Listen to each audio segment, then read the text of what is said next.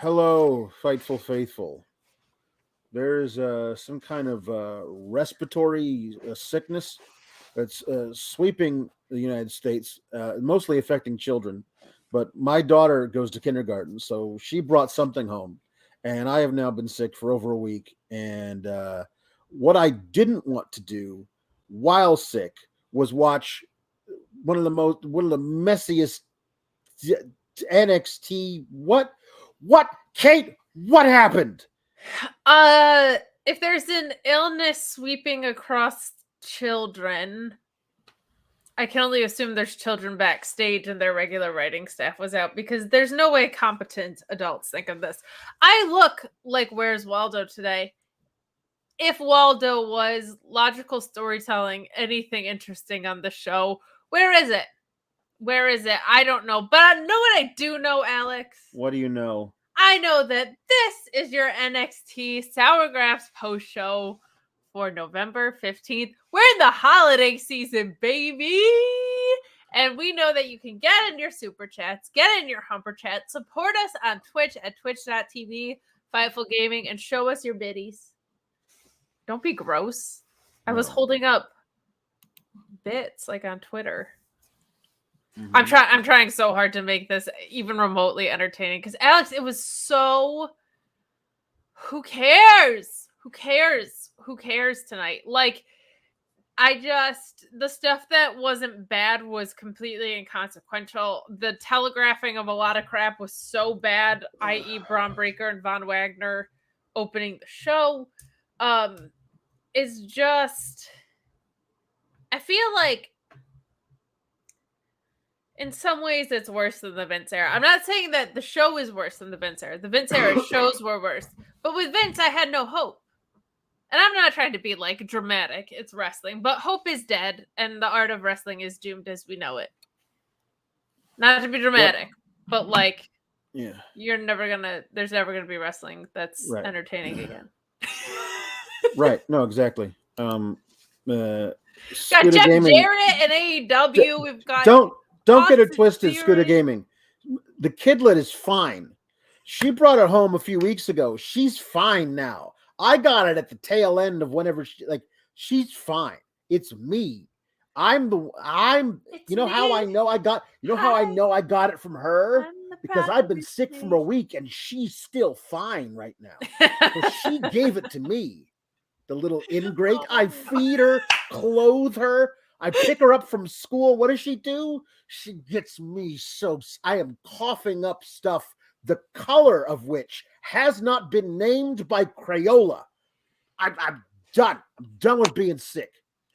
What's worse, how you feel or this episode of NXT? No, this episode of NXT is much worse. Because NXT, my friends, is on life support, and Alex is merely just ill. This was...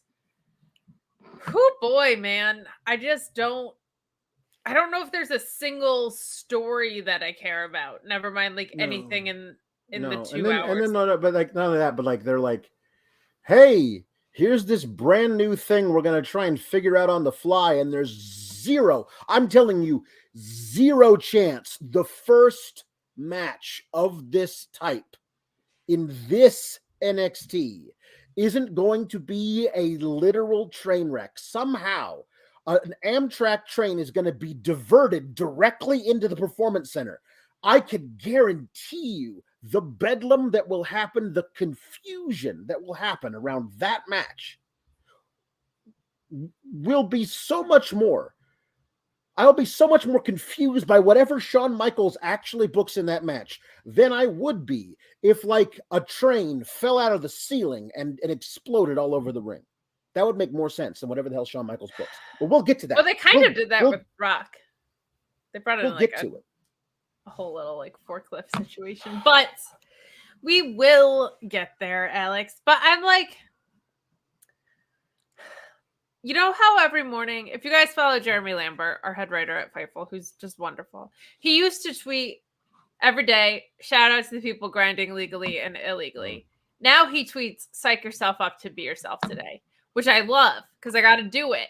And before NXT, I have to check in with myself of like, psych yourself up. You get paid to talk about wrestling. And then I watch it and I'm like, it's so hard to stay psyched, even with Jeremy telling me to, even with me reminding myself to. Like, it's so boring.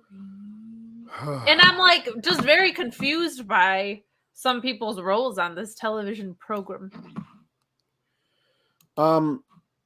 JW Pringle sends in super chat saying, amazing Kate Elizabeth, one true Alex, Papa Paul, E. Elizabeth, Council Dudes, Sisters Cease, Julie the Stone Cold Cutler, Louise, and the rest. Did you know a group of stingrays is called a fever? You know what? I did know that. It was something way in the back of my head. Much like my sinuses feel like they are all here and then also all the way back. My entire head is just sinuses. The stingrays, you know what they need is more cowbell. Oh my god. How did we get Tyrus as world champion at NWA in this show in the same week? I don't know. What did I do? Who do I need to apologize for? What past life regression am I gonna find out I committed a felony in? Right. Yeah. I don't know. But hey, here's something good. Chris Mueller says, shout out to Ali Cease for her wrestling debut. Yay, Ali Cease! Oh my god, she sent me a video and she did so good, and I'm so proud of her for even doing it. Never mind being really, really good, especially for a debut match. That's awesome. She kicked butt. Cool. We're so proud of her. Go, please follow her for real and support her in her wrestling journey as she goes along. But incredibly exciting news. We love that for her. Yeah. So they are doing a TV NXT title match. And if there is one way for you to signal, hey, everybody, don't worry. There's not going to be a title change. If there's one way for you to signal that, it's to put it in the curtain jerk spot. So great. Especially on free TV. Like, yeah, good. I mean, Von Wagner, thank God that Von Wagner didn't become champion. I know it's bad TV, but in some ways it was soothing because I was like, okay, I knew Von wasn't going over, but I was like, Von's definitely not going over. I mean, like, here's the deal. Like, if you were like, okay, we're calling up Braun because he's going to be the fifth guy in War Games because Kevin Owens got hurt, I'd be like, well, that makes no sense, but good for Braun Breaker. But would it surprise me? No, nothing this crazy company would do could surprise me at this point. So yeah, it's but them doing it in the opening match of the evening would surprise me. Thankfully they didn't. Right. Braun Breaker wins with a spear. Wagner hits his, do they have a name for it? His weird, lazy, like half Death Valley driver / upside down AA, whatever, like it's a Samoan drop, and then he goes, ugh, like he just falls over. It's called the F.5. It's called the Vern Driver. You know what? I brought the funny today. I brought the entertaining. They did not bring the entertaining. The F.5 is great. I would also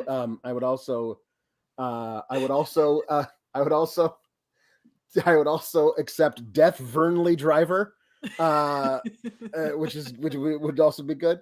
That's quite good. So here we go. After the match, Braun Breaker is selling the shoulder. He couldn't get him up for the big gorilla press and then the slam thing, so he had to use the spear with the same shoulder that he hurt, by the way, which is kind of funny.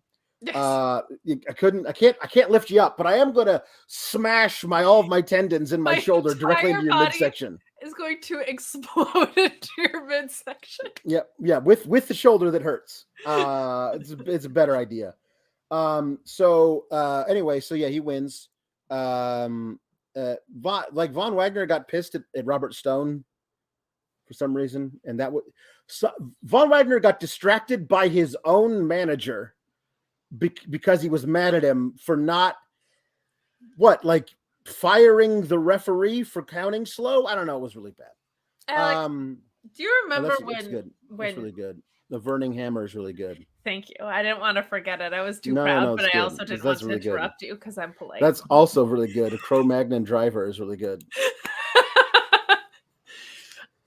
Remember when Stokely had the way was Malcolm Bivens and he was here and I kept being like, why do we have one manager that does things and then we have another manager who doesn't do anything?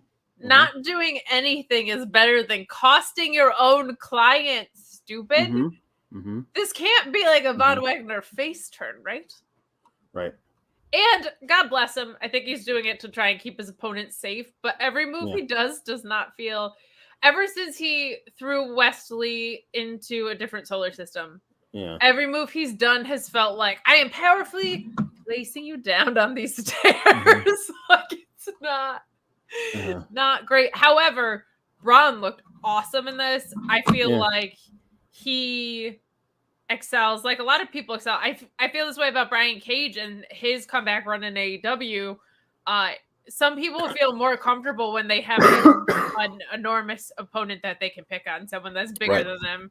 And I think Braun Breaker was like, we're going to have some fun tonight. Like, if I'm going to pull something out of this. And it is good because this was the first time in a while I feel like he's been the one leading the match a little bit, which is not a position he's been in before. He's had Tyler Bate. He's had Dolph Ziggler. He's had Ilya Dragunov. He's had Jay McDonagh. So I think it's good experience for him to work with a very tall, lukewarm glass of milk, like Von Wagner.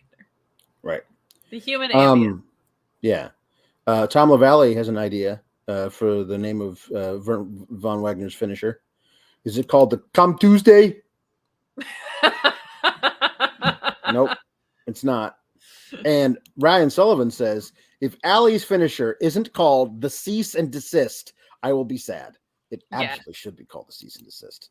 It is, whether she calls it that or not. No, someday she's going to be tag teaming with Sasha Banks, and I'm going to have to be like, it's the cease and desist, the Boston cease and desist, or whatever. And she's going to be like, it's called the bestie. And I'll be like, I'm sorry, but it's the cease and desist. Yeah. Orion Ben says, best work Robert Stone has done in NXT. Vern's ugh. Yes, true. Is it? What has Robert Stone done? He managed a bunch of losers. Is that better than what he was doing? Him getting over by Shotzi's mini tank was pretty good work, honestly. That's where the bar is. Well, you want to talk about the bar being low. We are the low bar. I mean, listen, okay. This promo from Zoe Stark could not have gone worse. I feel really bad for her. Because, listen, it's one of those things where, like, this promo was delivered no better or worse than every other promo that is written exactly like this. The problem is people just got sick of the promo because it's a paint by numbers. It was written by an AI bot. Like there's nothing about it. Like this is a microcosm of what is wrong with NXT.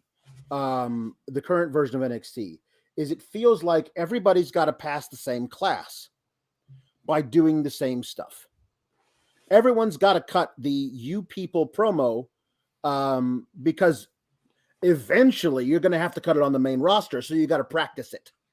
And this is the thing is that they've tricked us into watching wrestling school, because that's a lot of what this is. It's like, okay, we're going to lay out a match for you that is exactly the same match that two other people did last week. And we're all going to meet afterwards and give each other notes on what we thought could have gone better. That's wrestling school, but it's not filmed and broadcast on the USA Network, and we don't have to watch it and talk about it afterwards. Because this promo is just so ridiculously generic of, I was out injured and then I came back and then we lost a match and my partner didn't care about it enough. And then she said, oh, it's okay. I don't blame you. Blame me. What I've been carrying your behind this whole time. And then we lost again. I knew it was happening again, but those are my titles. I'm going to have the title, so I'm going to have to take her out. and it's the same. It's the exact same promo. And, well, and Zoe Stark happened to be delivering it when the crowd said, "No more of these, thank you." And she's better than this. She's better than whatever they're going to give her to do as a heel. It's when you build the entire women's division around Mandy Rose and there is no upward mobility for anybody else for over a year, this is what you get. When you get people really close to the women's tag titles and then break them up so they can feud against each other for a while, and you do that over and over again, it just feels just hopelessly bleh, all the time. And it's so much worse than that because they had the breakout tournament. They had the Dusty. They've had multiple tournaments and I'm always actually very impressed, and it happens at so many promotions. So it must be way harder than I think. But I feel like if New Japan exists, even peripherally in your life, you have to be able to look at a tournament and say, we have however many opportunities to set up stories coming out of this. And bare minimum, we should set up X. Like if we have a bracket where there's 10 teams, you can set up 5 stories out of that. But I mean, technically 10, because you got to have people from the outside, whatever. You have to, as a threshold, say, okay, well, we at least have to have an A, B, and C storyline come out of this in some way. If the champion's not involved, maybe it's 2, whatever. To set up 0, and to then cross over into a different division between the tag division and the singles division is one of the most egregious wrestling booking instances I could possibly think of. It's insane. It is absolutely bananas. And to your point about Zoe, a lot left to be desired, I think, in the delivery. I think that piece of it was on her.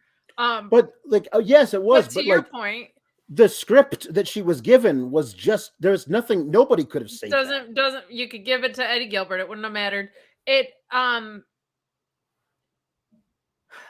of it is what she was given tonight, and to your point, kind of your overarching point, is they're giving you one script and they're giving you one route, and you go from A to B, and everybody else on the roster has gone from A to B. It's like, not only are they giving you the same promo, but they're giving you the same story as everybody else that's there. So everybody has to go from my house to Alex's house. We can't go to anybody else's house. And we all have to take the same road to get there. It is the most boring and handcuffing thing in the world. Not only am I bored at home watching it, you are handcuffing performer after performer after performer. We just saw this with Cora and Roxanne.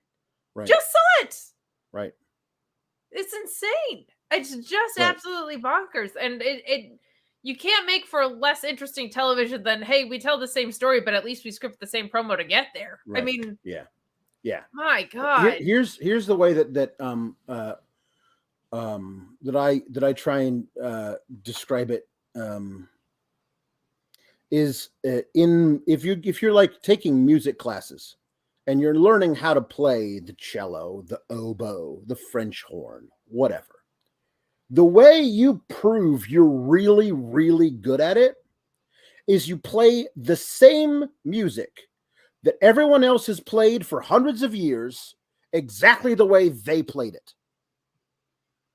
Because the music is on a sheet of paper, and if you play it with no mistakes, you'll play it exactly how it was written, and there's nothing else to it.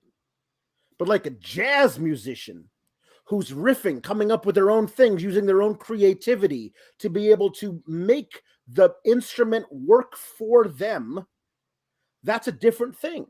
What they are training all of these people to do is to deliver the old Vince McMahon promos, which apparently are the same promos that they're giving out now, which is, here is a sheet of paper, say it the way it's written. No matter if it feels false to you in the moment or you have a different idea, don't stray from it. This is what it is. This is why I struggled when all I wanted to do was be a drummer, like play like the drums in a rock band when I was like 12.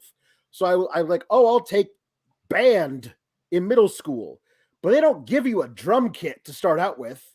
You got to start playing the xylophone. and it's like the glockenspiel, and then you got to like, okay, here's the note on the page. Let's play Mary Had a Little Lamb. And I was like, no, I want to play my own drum stuff. And eventually I got there. But as soon as like I was able to like figure out how to get a hold of a drum kit, I stopped doing that because I had no interest in playing the notes on the page that somebody else gave me.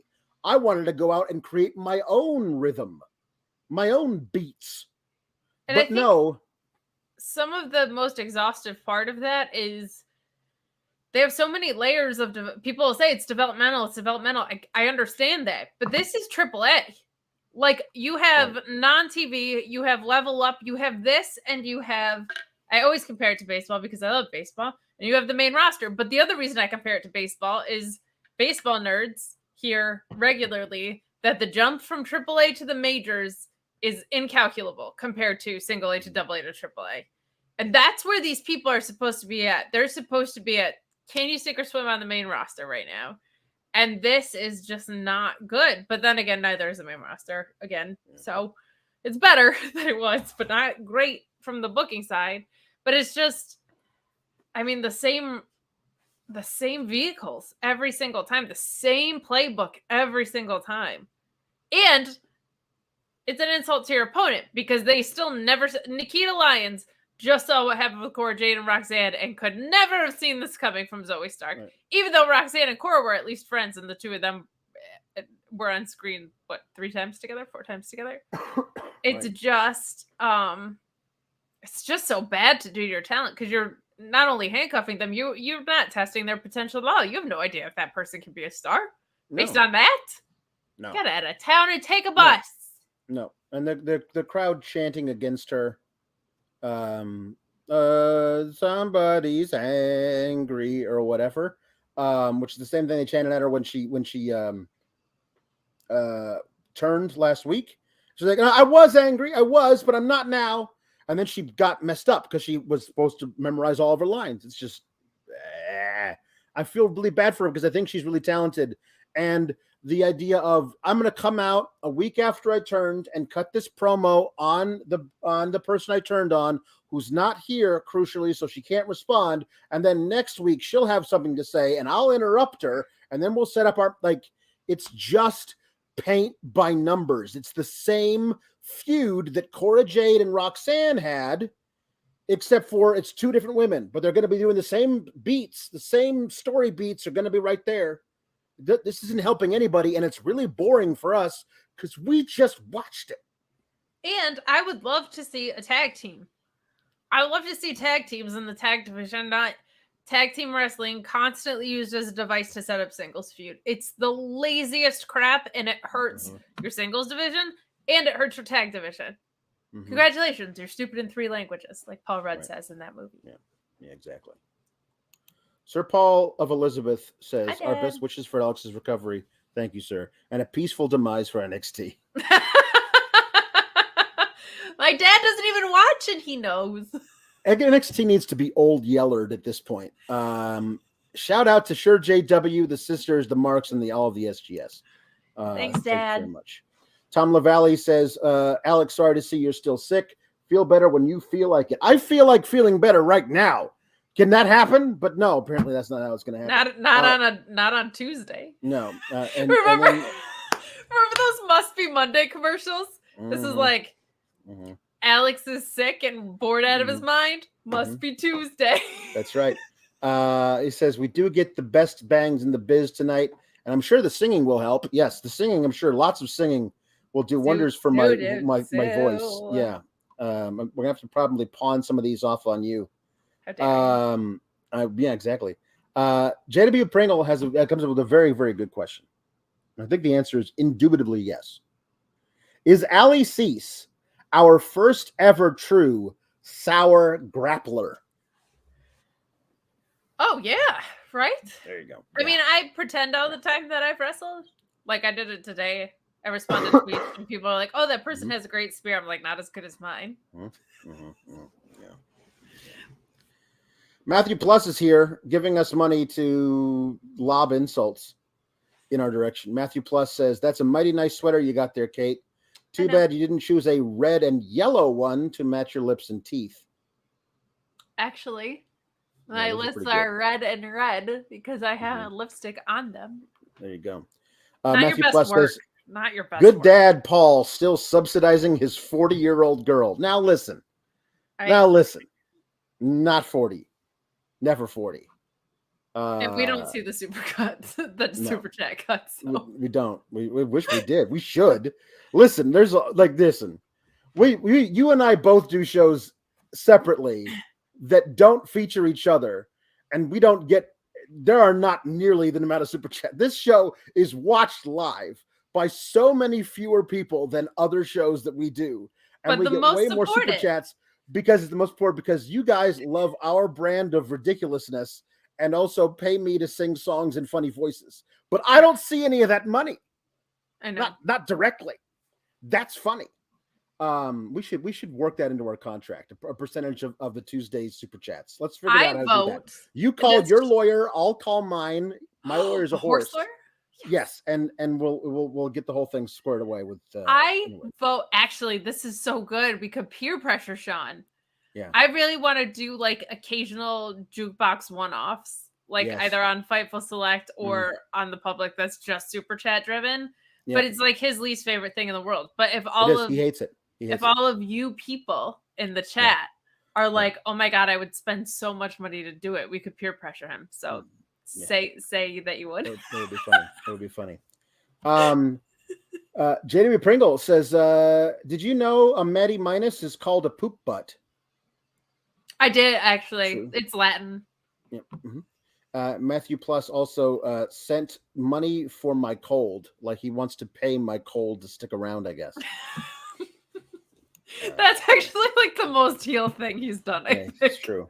That's so mean. You want to say words. We don't assign any weight to people's words, but just being like, I hope your cold sticks around is rude. Duke Hudson was in Andre Chase's principal office or whatever.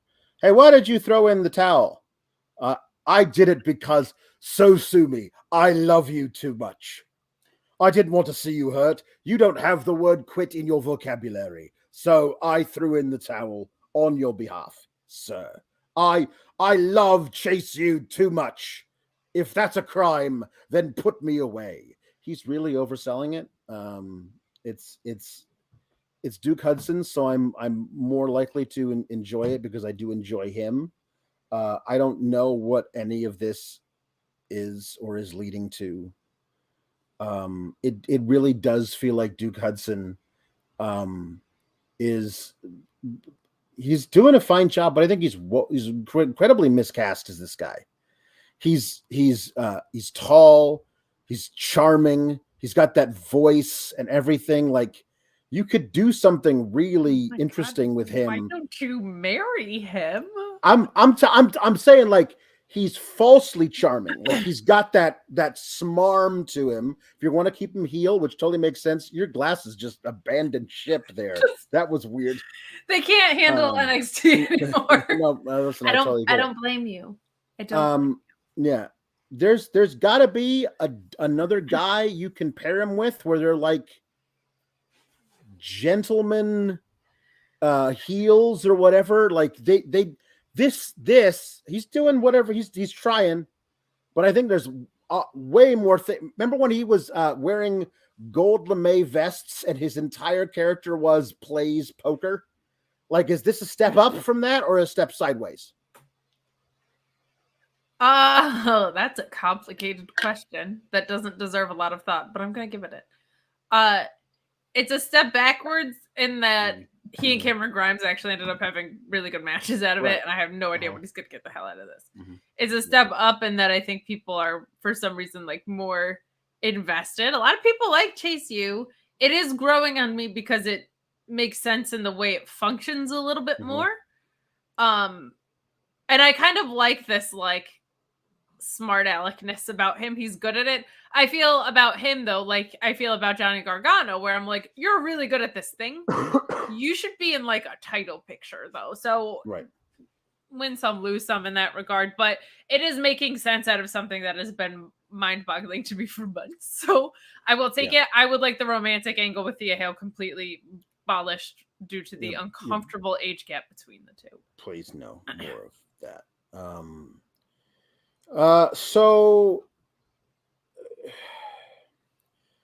I don't know. They're doing this weird hybrid thing of stuff that I want and stuff that I hate. And so I guess we're in the middle where I just can be like, I want Indus Sher to be these two jet-setting Indian playboys. And when they talk, they're at least talking like human beings and not screaming in half a foreign language and half English, so that we can understand some of the words, but the words we can't understand are meant to scare us. At least they're not doing that, but they're still wearing I don't know what the specific name of the skirt-like garment that they are wearing, the traditional Indian garb. So I feel like if they were just wearing tights, I'd be like, okay, fine. But it does feel like they're trying to have their cake and eat it too. Like, at least they don't have the paint on the foreheads anymore. And at least they're not screaming in a foreign dialect. But yeah, they managed to culturally appropriate themselves, like, which I didn't know was a thing you could do. But this is better. It's not where I was hoping it was going, because I don't think it taps into their strengths at all. Like, they both come across as extremely suave and charming, and this is still like angry guys. Right. But this, because it is just happening and they are trying to at least not go so far in the other direction. As soon as I knew the name returned, I was like, well, they're clearly like going to revisit aspects of this. So I'm going to give it time. I'm glad they're both on my television. That makes me happy. But yeah, I was kind of like, you know how like when Wardlow comes out to the ring, he wears a singlet when he's wrestling, but sometimes he'll just come out and his segment, he'll be like in like a black wife beater and suit, just pants, because he like ran in from backstage. They should somehow find a way to like meld that into like that's their gear almost, like something that is like just cool guy swab would be so fun. But it's weird, like him and and Mustafa Ali and a couple of other people, it's like the representations are better but still not great. Like, not insulting, like not diminishing an entire culture, but like still could do a lot better. So to your point, roses and thorns, win some, lose some. Right, exactly. Brutalities, who again has the very best name of anybody in here. Greatest. Why would you have cake if you couldn't eat it too? Well, the thing of it is like, would you like to have some cake? Well, if you have the cake, meaning you are holding the cake, once you eat the cake, you no longer have the cake. So it's like a like a manners of vernacular thing. Like you shouldn't say have some cake, because you're not actually having the cake. It's like may I or can I or whatever. That, I believe, is the origins of the phrase. But yes, you no longer can possess the cake if you have eaten the cake, because it is now gone. I think you cannot simultaneously retain possession of a cake and eat it too. There you go. There you go. There you go. There you go. Anyway, they beat the hell out of two jobbers. They sure did. And they cut a promo calling out the Creed Bros. And I like that they were like, Creed brothers, we respect you. Everybody respects you, but they don't respect us. So we are huge celebrities in India. Over here, they don't care about us. So in order to make them respect us, we have to demolish you, which has its own logic. That's fine. And then the Creeds are watching backstage and like, who are these guys calling us out like that? And then I love that Ivy Nile, who is low-key putting in all kinds of crazy good work on Level Up, but can't get a match on NXT proper to save her life. I don't get it at all. So she comes in and is like, guys, they don't have the titles. Don't worry about them. Your focus should be we're all Damon Kemp's gone. We don't have to worry about him. And Roddy's getting better. We're all together now. It's good. You should be focusing on getting your titles back. And they called us out. If we don't answer, we look like chumps. So I want Ivy Nile to be the voice of reason. But I also want the Creeds to get those titles back. So I think they should listen to her. I know they're not going to. So if they're not going to listen to her, and I also want her to be the voice of reason, that means I want them to get their asses handed to them by Indus Sher, which I don't know if I want or not, because ultimately the Creeds should be the champions for longer than 45 minutes.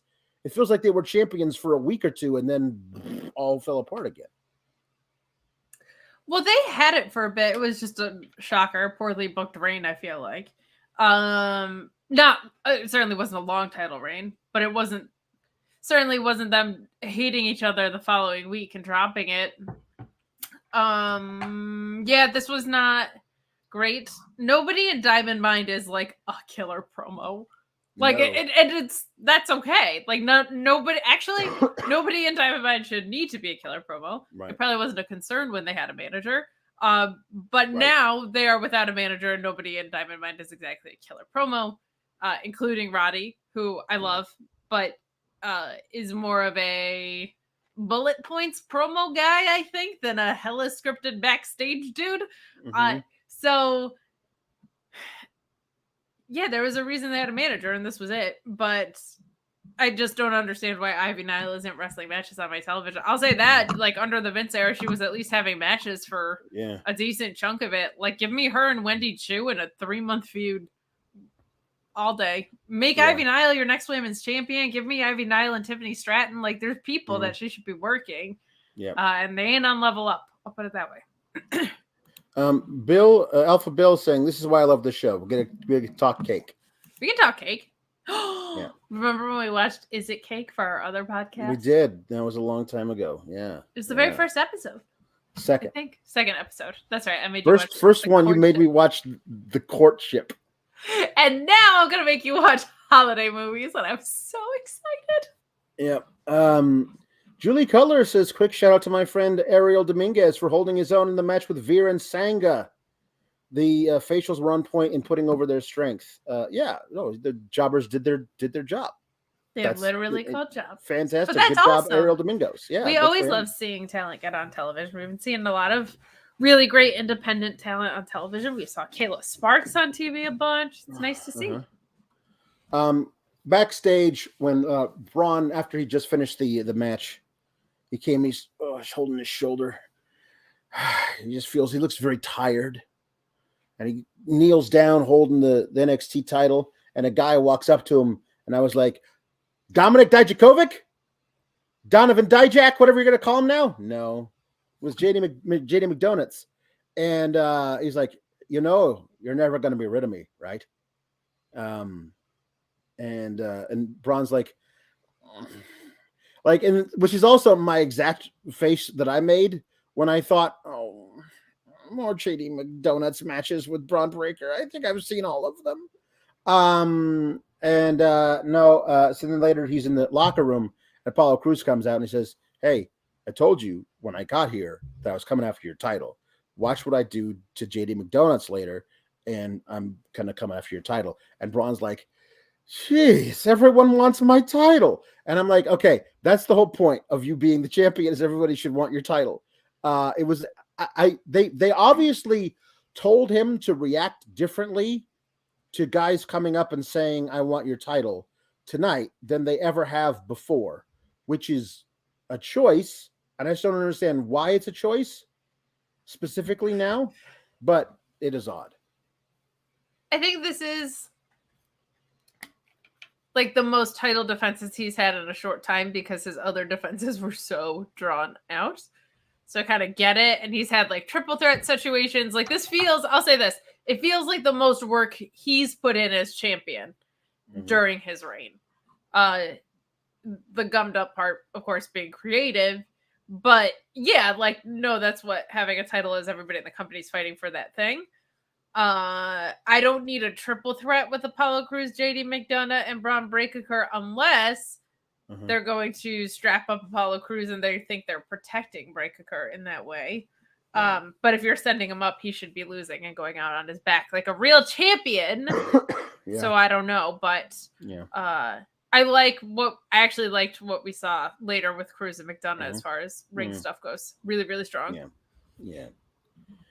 Guys, get in your super chats, get in your humpity humper chats at humperchats.com. And I'll remind you to subscribe to Fightful Select because there's all sorts of delicious and juicy news coming out of there. Everybody who's returning back to WWE, don't you want to know? Do you want to be in the know? Don't you want to be cool and subscribe to Fightful Select? Don't you? Dragon Chew, or not Dragon Chew, Wendy Chew got interviewed. And she's like, Cora Jade said some stuff about me that was just false. I'm like, yeah, that's why the promo was terrible last week because none of that made any sense. But I'm good. She's been in a mood. I'm gonna beat her up. She says I'm gonna give her 2 black eyes. So we got she's delightful in everything she does. She does. She is. We saw the same promo later when Roxanne was like, she said some things about me that weren't true. She also said things about me that were true. But I was like, is everybody just sitting around analyzing what they're... It's the same promo on the same show! The same episode in the same hour! I know. It's not great. No. It's so lazy. It's so... I know, it really is. It's kind of like... God, I'm going to sound so old and pretentious. So just know that I know that. Okay? Right. Like, if people... When I was taking voice lessons, like, my teacher would talk about how people, like, hated practicing. And practicing isn't fun, but I'm like, well, if you don't want to be singing, why are you taking voice lessons? Or, like, if you like wrestling, but you don't want to go back and watch any matches that aren't in your era, I'm like, well, don't you want to... If you listen to pop radio, don't you also want to listen to the Beatles? Like, it just always intrigues me because I love to, like, dig into stuff. But I'm like, when the writers creating it are this lazy, how can a fan be inspired by anything you're doing? You wrote the same promo in the same show. Right. Yeah. Ay, ay, ay. Yep. Yeah.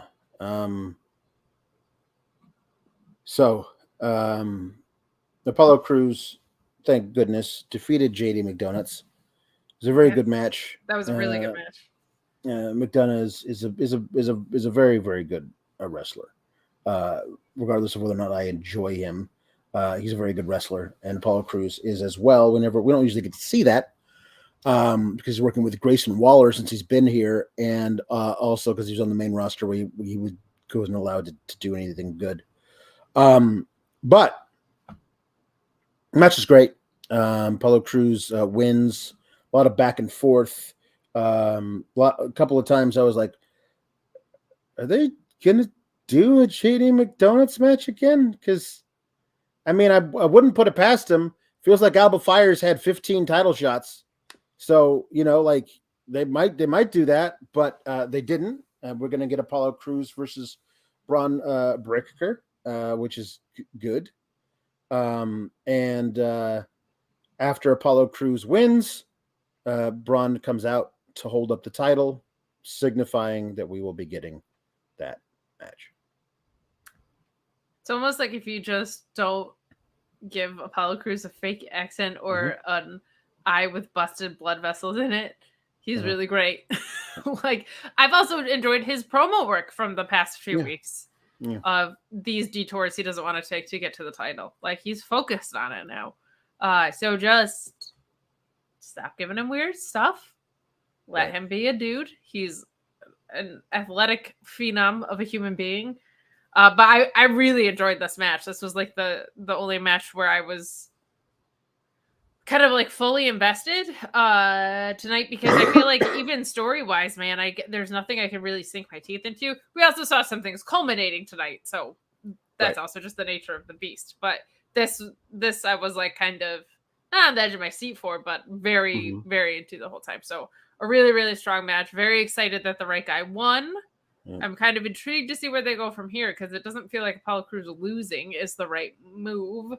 So then what? I don't know. Honestly, don't know.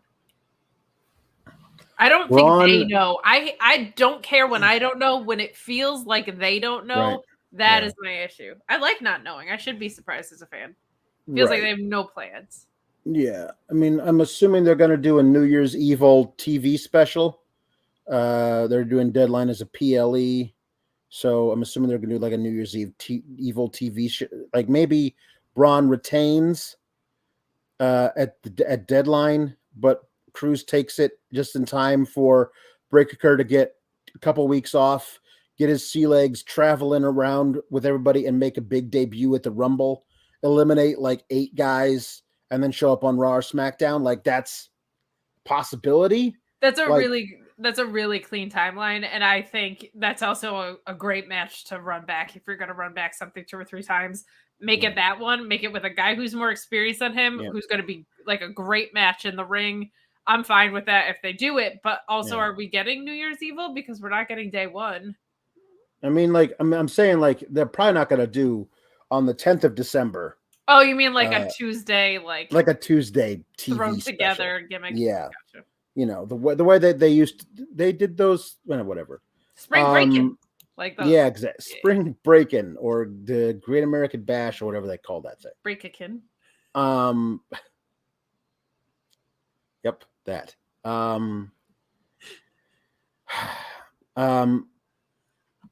Mandy Rose got interviewed. Alba Fyre did a little video package, said she was gonna beat her up, and Mandy Rose like put some respect on my name as Luis titles this Control C Control V, like it's just a copy and paste thing for her at this point. It doesn't matter that my girls aren't here. It doesn't matter because Toxic Attraction is the attraction. Everybody always told me that I'm not cut out for this. I can't carry the title, but look at me now. Put some damn respect on my name. And there you go.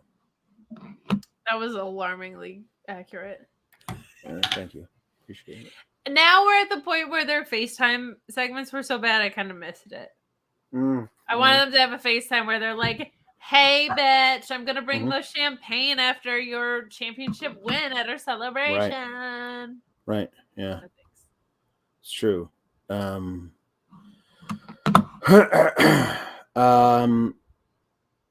Javier Bernal had a backstage thing where he kept calling out specifically guys who were injured. Oh yeah, that was actually like a little funny. I mean, the idea is solid. I also think he did a really good job delivering it. He didn't deliver it, but I did like, no, that guy's not cleared. No, not that guy. It's kind of reminded me for some reason when Adam Page will be like, I could take that guy, and then they remind him he's in their hometown, and he's like, oh shit. That's kind of the vibe I felt like they were going for. Not the best delivery, but I kind of liked the idea of like, I'm going to take on Ilya Dragunov. They were like, he's not even in the States because he's injured. Didn't this guy get beat up by a security guard in a match, says King of the North? Yes. That's no, he sucks. Put some respect on Hank's name. He's not just a security guard. Put some respect on Hank's one button down that he owns and wrestles in. Put some respect on the fact that he changes from security gear to gear that would be worse to wrestle in than security gear. Respect that. Hank Walker goes to Ross Dress for Less and buys 7 of the same button downs in the same size. Put some damn receipt on his name. My button downs are $4,000 a piece because I'm so hot and rich. Right. I spent this is my $4K at the mall at Claire's Accessories. A lot of butterfly clips. I bought a lot of Annians for the homeless because it turns out I'm very nice. So.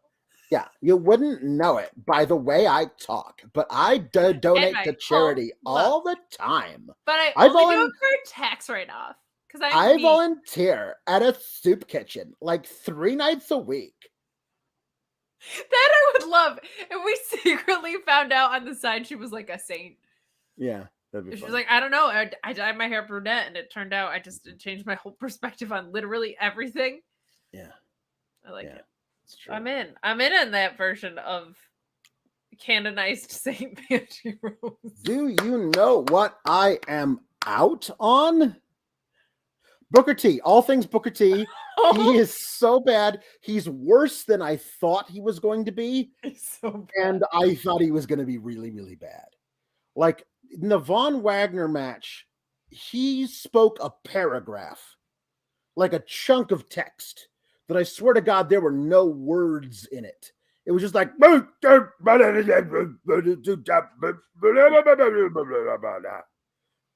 of those were words, Booker.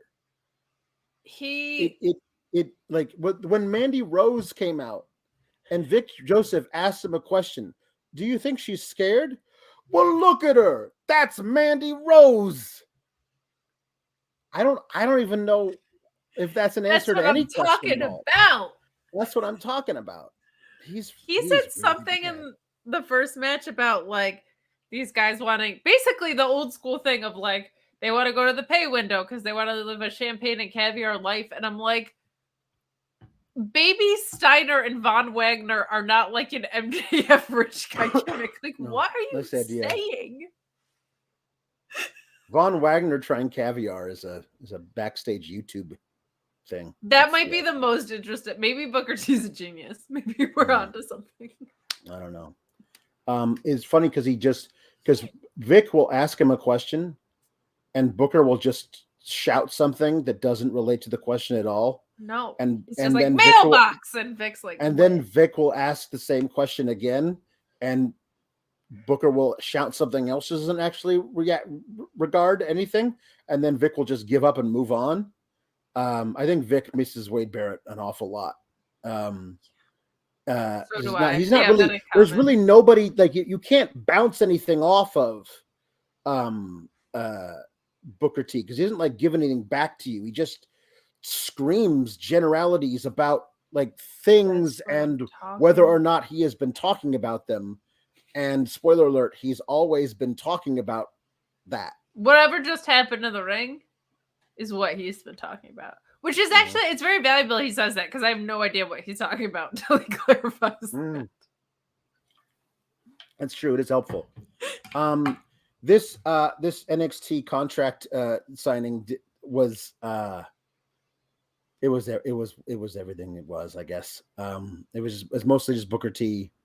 I've never actually seen a guy in a contract signing like pass the contract from one guy to the other, but stop halfway and go, "Yep, let me check it out. Yes, that is Carmelo Hayes' signature. I have ratified it in the moment. I decided it was this." I've never seen anybody do that before, so credit to him, I guess. Notary Public Booker T. It's a great gimmick. I'm all in on that idea. It's not an easy exam. I had to take it. I was a notary public for a while. I mean, good on him for actually checking to see if someone signed it. There's always funny business going on with these. It's good. It's good. Because you never know. Because John Cena could have snuck in and signed his own name to it. You never know. It's possible. Graham B says Booker T has colder takes than Louis Dangor. That's ice cold. That's buried in the permafrost under Antarctica. What's cooler than being cool, Alex? Ice cold. All right. Now, Booker. That's what I'm talking about. Outcast. Orion Ben says HHH Vic couldn't be on Raw, huh? They had Nigel McGuinness employed by this company. They did. Michael Dammit says Booker T a genius. Tell me you did not just say that. No, he's brilliant. Shucky ducky, quack quack. He's Anyway, so there was going to be because Trick Williams again mentioned, hey, Wesley, shut up, or we're gonna put your head in a door and smash it again and try to murder you. I feel like you should stop confessing that because someone should be investigating that as a crime of some kind. Depends on your radius to the parking lot. Just because someone is filming you does not, and you're on a TV show, doesn't mean you can try and murder a man with impunity, Trick Williams. But I did like that Wesley was like, shut up. This is between me and your meal ticket. I did appreciate that. Was Wesley really good. Called out Trick. That was good. Yeah. This was a good segment. I'm excited for that match to finally happen. I hope there's a stipulation where Trick Williams is not in the picture in some way, shape, or form. That'd be good, but it's not. It's just gonna be a regular match next week. Well, that could happen between now and then. They might. Yeah, I mean, there was. I don't think Alba and Mandy was a last woman. No, that was today. Last week they added that today. So yeah, because they were like, "Oh, that's right. This is allegedly a blow off." Yeah, I'm excited for this match. I think it'll be quite good. I have no reason to believe otherwise. No, Wesley and Carmelo in a one-on-one match. I just don't want it to be, as you say, without too much interference. So, I can't. If it's overbooked, I'm going to be very, very sad. I will not be happy. You know what I will be, Alex? What? I'll be blue. Will you? I will. I'll be blue. I'll be sad. I'll just be like kind of shriveled up and not at all like odd end. My feelings will be very soft. But if you want to be blue in an opposite way, if you want to be blue and very excited about things, if you want to be standing on end, if you want to be stiff with excitement, well, darn it, if Sean Ross Sapp isn't here to tell you all about Bluechew. Is your penis soft? Is it difficult to get hard? Do you have issues with sexual performance? Do you have issues with sexual confidence? Bluechew.com, code Fightful, gives you your first shipment of Bluechew for free. It will help you get a harder, stronger erection. It will make you more confident in your sexual performance. You take an online questionnaire. You work with an online physician. You don't wait in line at the pharmacy. You don't wait in line at the doctor's office. It's prepared and shipped direct in a discreet package. That way, nobody knows that you are getting Bluechew in order to make your penis erect. Bluechew and the code Fightful gets you your first shipment free if you want an erect penis. I'm going to end the ad now. It's just always real weird. It is. Like, it never ceases to creep me out. Ceases. Like professional wrestler Allie C-Switch, I get to say now. That's pretty cool. Alpha Bill has an idea for her finishing move. Crucifix. No, back to the drawing board. No, I don't think so. It's just not as good as the cease and desist because of also like what cease and desist means. You know what I mean? Yeah, nothing. Like there's no chance. No chance. Hey, Dijak has a gimmick. He's like, when I start sweating you, you will tell me the truth, or I'm gonna beat it out of you. I'm here for justice, and he's wearing sunglasses. Is he like a corrupt detective? What? Can we just get Dijak back as a wrestler beating up guys? Does he have to have a weird Vic Mackey gimmick? I don't know, man. I don't know. I'm happy he's back, but too Dijak, too furious. I don't know. I'm excited to see him come back though. This is probably what they should have been doing with Karrion Kross. Maybe, yeah.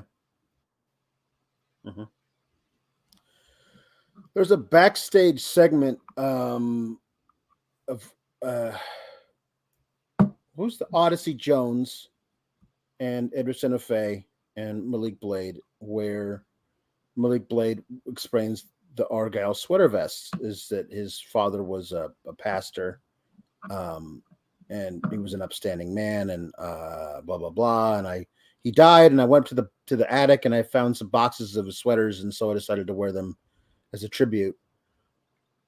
If this is true, like if this is the true reason for it, he had no emotional connection to the story at all. Malik Blade is, God, how do I say this without, like, he might be the worst actor I've ever seen as a wrestler. Like, just like say these words, including the 80s. Like, I mean, like in let's say the modern era. Okay. Like, say these words, not like I'm playing a big outlandish character. Say these words like a human being would say them. Experience the emotions you might if a human being were to say these words in this situation. He desperately needs somebody to strip all of his little artifice away, because I do think he's a very good athlete. Yes, But very like, much so. He whenever they have him do those backstage comedy segments with Idris Enofe, he's got zero comedic timing. He was trying to be like emotional about like finding the sweaters of his dad's, and like I wanted to honor him, but like he gave it like the tiniest little pause, and then immediately, like without actually having a dip in his voice or anything, like apparently they employ an acting coach. I do not know what this person does, but you need to book some time alone in a room with Malik Blade. And when I say some time, I mean like a month, and like figure out what to do about this guy, because like he reminds me of when I would teach 18-year-olds in acting class for beginners how to just, here's a monologue, read it. So it's, and they would just be like, and then my dad, he died, and I went up to the attic and I found a box of his sweaters, and that is why I wear them, to honor my dad. Like there's very little different with what I did and what I want him to get better at it, but I feel like they're not helping him get better at it. And if they are helping him and he's not, then that's too bad. No, this is the other piece of when we talk about developmental of like, I just feel, I don't think like the Creeds have gotten all that much better with stuff. I don't like, I don't like think, it or not, it's a part of wrestling. You're a performer who actually has to play a part. Regardless of whether or not you're playing a big outlandish character, you still are playing a part in the role. and it should be showing up in ring. Right. And like, I remember John Moxley saying this in his like interview post WWE. He was like, then hire stuntmen. Like, hire stuntmen if that's all you care about, is that part of it. You should care about things like your character and wins and losses, and how they behave and how their style correlates to the presentation of your character and stuff. That's why I love a guy like Eddie Kingston. Mm-hmm. Is he Mr. Technical? No. Does he look like he's trying to beat your ass? Yeah. Do all of his promos say, I'm going to beat your ass? Yeah. I like that. Mm-hmm. Otherwise, hire stuntmen. Hire Reggie the Sommelier 7 times over. Yeah. This is good, Ace. A submission finisher name for Allie. Cease to exist. Ooh, that's a good one. I like that a lot. Mm-hmm. Hey, let me tell you what I don't like. What don't you like? The end of this dyad versus double vest in the beach match. Because dyad comes out and they're all together, 4 roots, 1 tree. And hey, GYV actually was wrestling. They were wearing like regular wrestling attire, not like, button down short sleeves. Yeah, so this is good. That's progress. Progress. Good. Yay! Progress. So the last we saw was that really overproduced trailer for a Hallmark movie from last week, where the porn accountant came up like, I'm going to buy your bar. I'm going to build a high-rise condo right here. So just sign over the dotted line because I'm making a really good offer. No, I have memories here. I learned how to play pool from my uncle right over there. And so the answer is no. That was last week. So not my bakery. Did I miss something? Was there like a was there a scene that I missed earlier tonight where they touched on that, where the porn accountant and Fallon Henley had words exchanged backstage? No, none. Not that I can think of. Okay, no. Because in the middle of the match, Kiana James, lovingly referred to as the porn accountant here on the show, right, well, comes out and grabs Fallon Henley by the shoulder, turns her, rips her around, and goes like, I'm pointing and I'm very angry at you.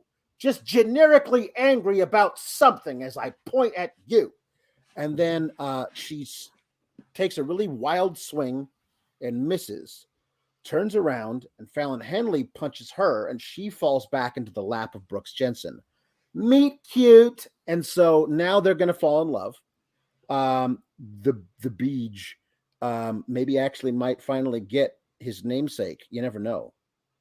But because Double Vest is in the ring looking at this, like, what's going on? He turns around into a double code breaker, and then he eats the pinfall. This all could have made some kind of sense if, like, on the way to the ring, Kiana James stopped Fallon Henley and said, okay, listen, I've upped the offer by 25%. You'll never get a better deal than this. Okay? I insist that you accept this offer. And Fallon Henley says, in your dreams, bitch, and shoves past her, which would then reignite the anger in Kiana James enough that she has to deal with this problem in the moment. And later, 5 minutes later, she comes down the ring to confront Fallon Henley. That would make some kind of storytelling sense. If you somehow missed last week episode, you would have zero idea why Kiana James is coming down and pointing a finger like this at Fallon Henley. You've done nothing to establish that as an overarching story that continues week to week. It's really bad. Like this is where I say that, like, NXT is a really bad television program. Like, they can't even give you the simple beats of a story that carry it from week to week. Like, it's really, really, really bad. So first of all, congratulations on summoning the porn bots. I tried. There's so many reasons this is bad, including the inconsistent storytelling. But on top of that, this is just not how real estate gets settled, Alex. It's just not. Stop making wrestlers have hobbies that get settled in the ring. It's weird. It doesn't work. It's not working with maximum male models on the main roster. We never get to see them wrestle.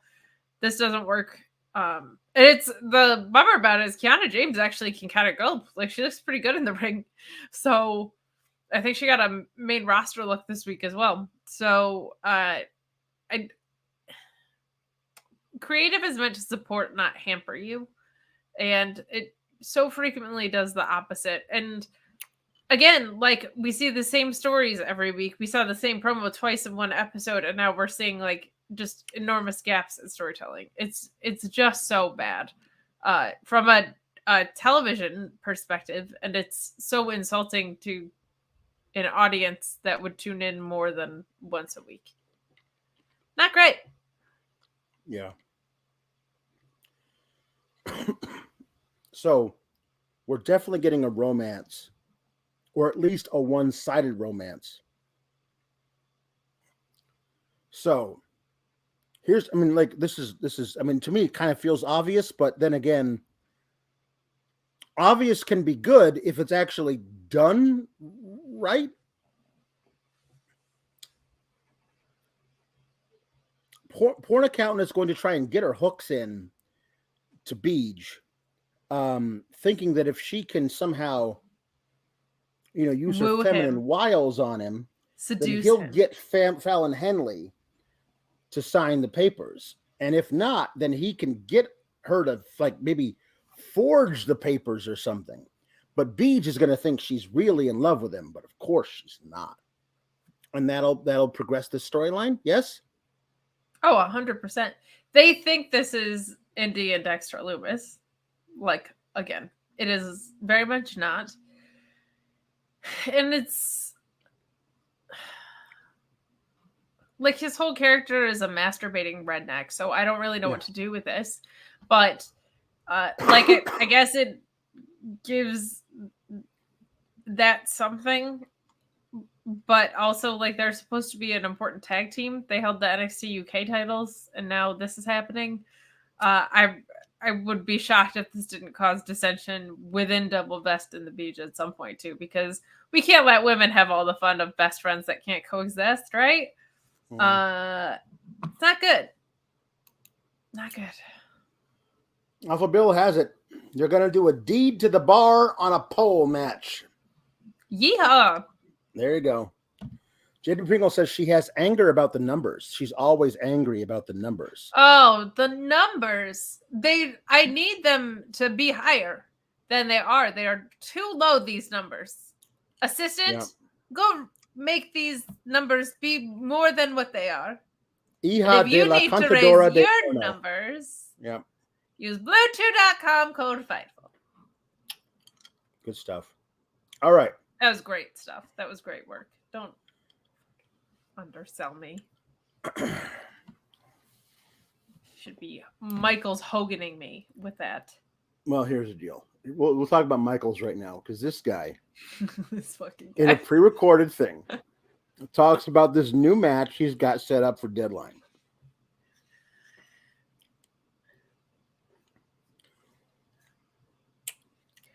It's an Iron Survivor cage war game, cell, pole, hardcore, no DQ, lumberjack match. That's what it is. I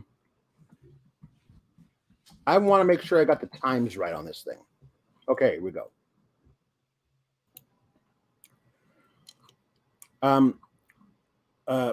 5 wrestlers will compete in the match. They will battle each other and the clock. 2 wrestlers will start the match.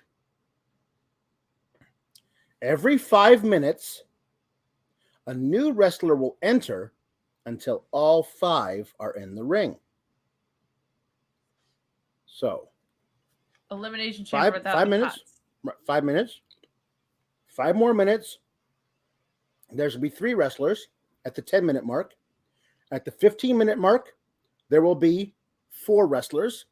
At the 20-minute mark, there will be all 5. The time limit for the match is 25 minutes. So we will only get all 5 wrestlers in the match for 5 minutes. What is a pinfall, or is it over the top rope? I didn't.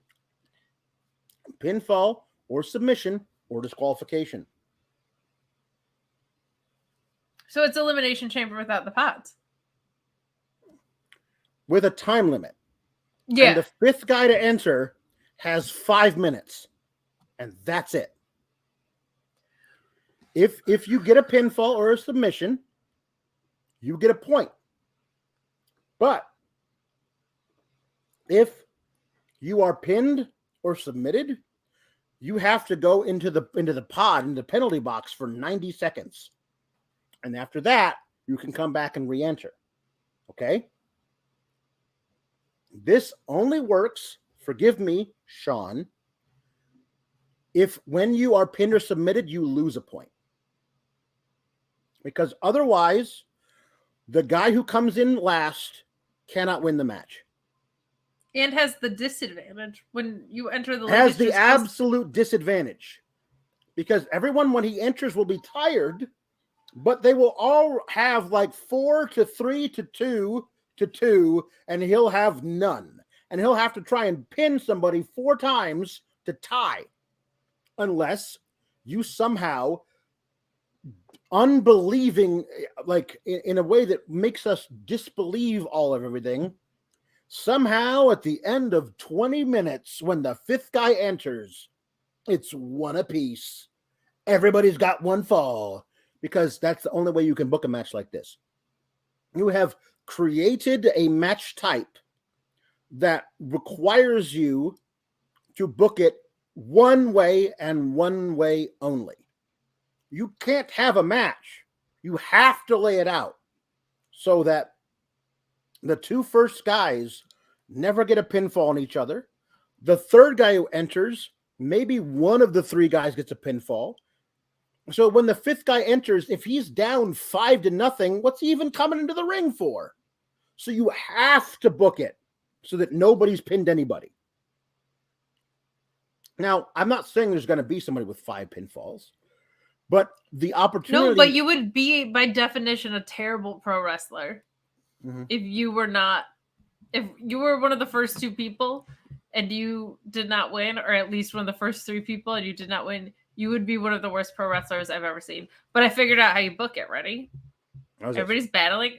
Who cares? Put someone up 5-0 on somebody else. You know who comes in? Who's that? Dun, dun, dun, dun, dun, dun, dun, dun. Brock Lesnar. He comes in. Oh. He pins everybody. He wins. We never see him in NXT again. He just comes in, wins the match, no explanation, leaves. It's perfect. So the winner, it's an iron, they call it the Iron Survivor match. My prediction is this. The first, for both, is one for women and one for the men. The first version of this they do is going to be terrible. Correct. Like, maybe it'll be laughably terrible, and I'll be like, this is ridiculous. But there's no way you can book a good version of this. You can't. Not with the rules that you've laid out. You didn't have to do that. You could have easily done it. You could have easily done it where every 3 minutes somebody comes in, so that everybody's in there by the 15-minute mark, and then you got 10 minutes left. Now that's possible. But when the only guy that gets in there, when the last guy to enter has 5 minutes to try and score multiple pinfalls to win, it's going to strain all possible credulity. And but you made up these rules, and you tested them enough in your own brain that you announced it on television. Like, if this was the first idea somebody came up with in the writer's room, and then after several sessions, you ironed it out and realized, well, we can't do it that way because there's not enough time with all 5 guys in there. Like, if the Elimination Chamber had a time limit on it, where the 6th guy to come in, the last guy out of the pod, has 5 minutes or he doesn't win, that wouldn't work. This doesn't work either. It just doesn't work. There's a version of it that could work that doesn't exist in NXT right now, which is if all of the first 4 guys, if it's 2-on-2, like if there's really strong alliances with the first 4 guys that enter, and then the 5th guy is like a make or breaker guy. Because you would have to all be beating up on each other at an even pace. You know what I mean? Like if it was like War Games-esque of like the first 2 people in there are okay. I'm wrong because I'm addled by cold medicine. So give me a break on this. Last guy is 10 minutes, not 5. So the 2 people start. Number 3 comes in at 5. Number 4 comes in at 10. Number 5 comes into 15. So. But the 2 people starting still have 20 minutes then? The 2 people starting have all 25 minutes. The last guy has 10. So it's like, it's still weird that the last guy has a disadvantage. Thank you. That makes more sense, right. But it still doesn't right. make sense. Thank you for calling me on it. However, I'm so full of cold medicine and also mucus everywhere in here. Well, it still doesn't make sense though. The freshest guy has a disadvantage is the weirdest thing. It is very odd. I don't get it. I don't get like how being an Iron Survivor, because it doesn't matter if you get pinned because you just go into the penalty box for 90 seconds. So like you being an Iron Survivor, you could get pinned 10 times and still be an Iron Survivor. I don't know about this, Alex. So this is stolen from the King of the Mountain match. In TNA. But it's different. There's slight differences. The 5 competitors in the match start out as ineligible to win. In order to be eligible, you must score a pinfall or a submission on an opponent. The opponent who submits or is pinned is forced to spend 2 minutes in the penalty box cage. More than one wrestler can be in the cage at any time. So it sounds like it was dumb in TNA too.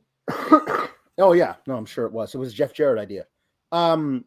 So it's the King of the Mountain match, but done for NXT now.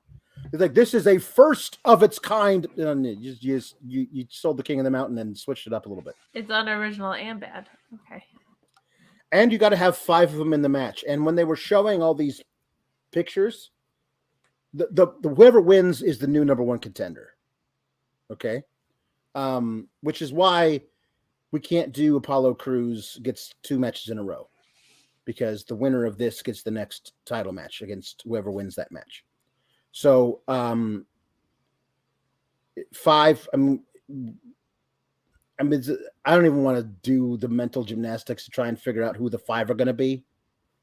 But Alex, like, there's a way that if you were doing this on the main roster, there's something really interesting if you have Jimmy and Sammy Uso in as the first 2, and they don't want to pin each other. They're on the same side. And then Jay gets in there and it's weird. You know what I mean? There's no stories in NXT where there's like vehement alignments with anything that makes that interesting. Yeah. Tony D'Angelo can't get in the ring. Legato's not there anymore. Like there's no, like they could do something interesting with that if you had the stories to support it. But I can't think of a single collection of people that makes that work. Yeah. I don't know. Grimby says, my brain cells drastically go down comprehending this. That's the other thing is, like, I actually genuinely, I'm glad to know, I don't really know about, like, the King of the Mountain match. So I'll go back and watch it, because I can't even wrap my head around it.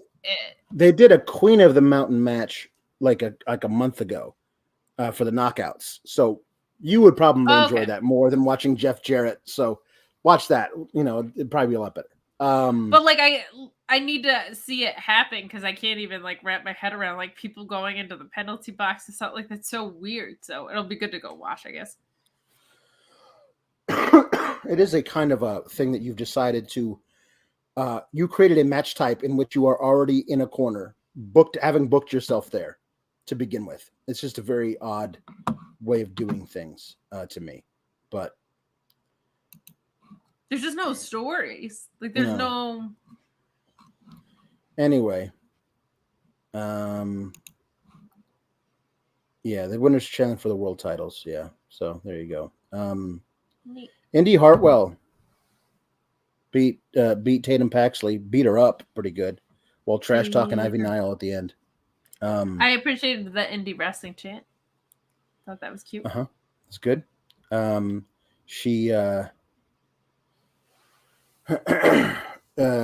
She won. She tore off Tatum Paxley's protective face gear for her healing broken nose and was going to beat her up some more about it. But she won. And then Roxanne Perez, who has zero interest in competing for a title, apparently. What she wants to do is to be Little Miss Goody Two-Shoes, trying to keep Indi Hartwell from joining the dark side. Alex, she wants to be the best Roxanne Perez she can be. It's true. Indi, congratulations on your win. Don't you think it was maybe a little too far to remove Tatum's mask? I mean, you could have broken her nose again. I'm just saying. Listen. I want my old Indi back. I want my friend Indi to be a nice Indi. could we please? Like, no, I will break anybody's nose I have to get into the Iron Survivor match, says Indi Hartwell. She also cut Roxanne off, which I really liked. She was just like, I'm not listening to your crap again, which was good. Like, I thought that was good heel work. Yeah. But I want to root for Indi Hartwell, and I also wanted to go to the main roster. So there you go. But I thought it was good that she was like, but I just feel like you could have done it without And Indi was like, oh my God, you're so lame. Because that's kind of how I felt. Alpha Bill says, get all NFL practice squad members. Yeah, sure. There you go. You could fight for each conference. Scripts. Flippy doo, scrippy doo. I'm excited. It's RVD. It's RVD. He said like, I'm basically like a high energy flying whatever. I'm like, is he going to be a flippy doo hacker? Because that could be fun. He did? I missed that. He was like, he's debuting next week, but he said something about being like high energy and athletic and flippy dooey. Because I tweeted like a flippy doo hacker is not something we've ever seen before. No. I also just don't have it in me to do the voice this week, guys. I'm sorry. Boo. I'm sorry. I thought you cared about this business. No, listen, I just don't. I'm all stuffed up. I gotta blow my nose, so I'm gonna go. I'll be right back. But I am here. Danhausen is here. He will do the voice for Danhausen. Danhausen is here. Danhausen wants to join the Survivor of Irons match, where we all burn each other with irons until somebody gives up. Oh, I don't think that's what it is, but it could be. I'm very confused. I don't know. Danhausen was going to be Scripps until Danhausen saw Danhausen's face and then said that was kind of weird. So, anyway, I will curse you. Very nice, very evil. I can't change her answer. So Danhausen is actually Scripps. So yes, it's the forbidden door is open and Danhausen is going to walk through it. So Danhausen is Scripps. Danhausen says Danhausen is rhyming Hausen, and Danhausen says all of the time Danhausen does a rhyme, and that's Danhausen is Scripps. So my goodness, we have a picture of you, Scripps. Do you? And yeah, I don't know if Alex knows this, but he just left and he can actually edit his own avatar, but I can't do it for him. I don't know how to do that. Oh my gosh. It's me, it's Scripps. That's me, Danhausen. It's me, it's Scripps. I'm Scripps now. Oh my gosh. Scripps, what do you have to say to us? I'm Scripps Monsoon. Monsoon is me. It's Jesse the Body Ventura. I'm debuting next week on the NXT program. It's me. I'm going back. I'm doing a favor for my old friend Shawn Michaels. And me, Jesse the Body Ventura, is coming over here. I'm McMahon. Stephanie McMahon called me and wanted me to do a favor for Shawn, so I'm doing it. Scripps, can you explain what the hell you were talking about earlier tonight? Nope. I don't know. It's all memory, a blast from the past. I have no idea what I say 5 minutes after I say it. I don't form new memories. I'm like a goldfish. It's like a kind of like a stream of consciousness thing, but it rhymes. It's very impressive. You're a very talented performer. Listen, it's a very stream of consciousness. I have no idea what happens. So it's a side effect of all the CTE. Scripps, can you tell us your dream opponents? My dream opponents? Well, listen, I like that Von Wagner. I think he's got a great look to him. Oh God. He reminds me a lot of the guys that I fought back in the day. Big John Studd. Mm-hmm. Mm-hmm. You know, maybe you give him to go out the beard a little bit, put some coveralls on him. He can be Hillbilly Jim Part 2. Eho Day Hillbilly Jim. Maybe that'll be good. When you said earlier, your cameras couldn't catch me, I got past your guards with ease. Yep. Now that I'm here, everything after this will only be a breeze. Did that have to do with Tyler Breeze in any way, shape, or form? I don't know who that is. I haven't kept up with the product in many years, but I've been just watching some of the stuff that's going on right now on the NXT. Okay. Because you went on to say, because I'm fast as lightning, smarter than you think, moves are incredible, you miss it if you blink. Yes. Are you I've been doing a lot of training. I mostly moonsaults now. Most of my offense is moonsault based. That's very impressive from what you used to be stylistically. Yeah, no, it mostly was all just poses. Back in the day, it was a lot of poses, a lot of feather boas. The feather boas are still here, but mostly it's a moonsault based offense. You went on to say next week you will see that you and I aren't the same. So tell me, who's the first to play a little game? Do you think that has to do with Triple H? Because he would always say it's time to play the game. No, I was thinking about Goldfish, maybe Old Maid. I like to play card games back in the back with the boys. One time, Jimmy Superfly Snuka brought a Parcheesi. We played that for hours. It was great. Just drinking milk, eating some cookies. Was Kurt Angle there? You were drinking milk. No, the milk. It was still mostly back in the day. Everyone thinks it was all like hard liquor and knives, but it was actually milk and cookies and Parcheesi. Interesting. I would have thought you were kind of a shoots and ladders guy, and I would have thought you were a works and ladders guy, huh? Oh, I get it. Yep, that's right. Hey, I have an idea of who I think your opponent should be. Who's that? Have you heard about this young and up and coming gal, Allie? Allie Cease. Yeah, of the Cease and Desist. Yeah, this is her. That's a tough one. I don't know if I can beat her. I don't think you can. I think she's kind of tough for you, but you might be able to outsmart her because Scripps, you seem very cerebral. You seem like a cerebral assassin. I can see through time. Oh, that's cool. Got any, like, the state of the country's kind of like a little weird. Anything good on the other side of that? If you can see through time, or nope. I mean, like I can see through time, like it's like as a construct. No longer, like I can see that time doesn't actually exist. So like all things are possible at any one time. Got it. Yep. Well, if you could just like choose a different vibration, then that would be great. That would be good. Yeah. Well, I don't control time. I just see it. Oh, well, if you can't control time and you can only see it, I'm not gonna lie, Scripps. It's kind of lame. No, it's totally lame. Okay. Well, maybe do better is all I can say. And well, you know what? Same to you there, Waldo. I'm so quick you don't even know where I am. I'm freaking Waldo. But what does it mean to you to be in the first Iron Survivor Series Rumble Chamber match?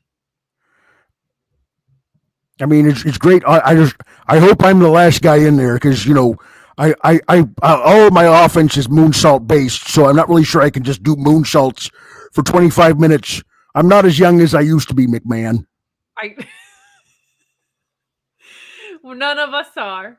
Well, good luck in your big debut match next week. I hope you are the Iron Survivor. Do you have any parting words for the Sour Graps Society?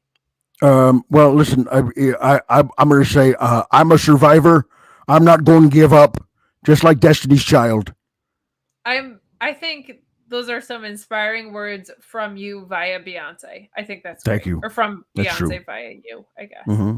But I think I speak for all of us at the SGS when we say good luck in your Thank match you. next week. And that we have respect and just don't forget that it's about drive. It's about power, It's always, it's right. Thank you, Monsoon. You're welcome. Bye, Scripps. Goodbye. Hey, it's me. It's Danhausen again. I'm sorry. Oh, I'm going to leave now. Okay, it was great to see you, Danhausen.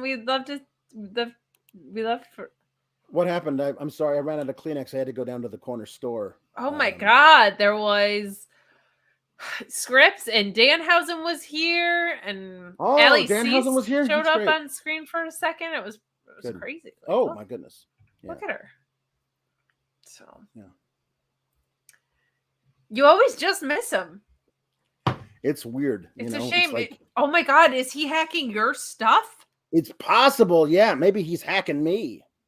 Oh my gosh. You should probably get a VPN of some sort, like NordVPN, and use the code Fightful. Mm-hmm. It's true. Just a recommendation. So. Yeah. Don't make me laugh. I'm I'm sorry. I'm so funny.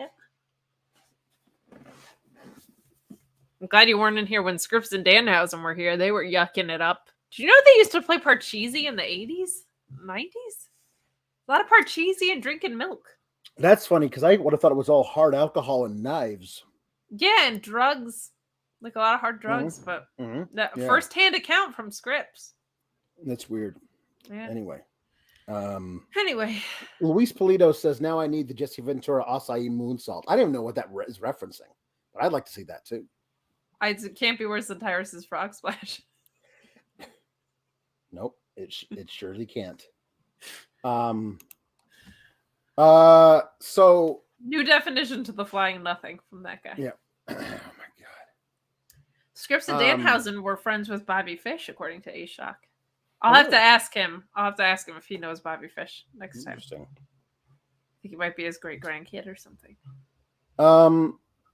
So Mandy and Alba had the second last woman standing match in the WWE umbrella in the span of 10 days, which I would argue is too many in that span.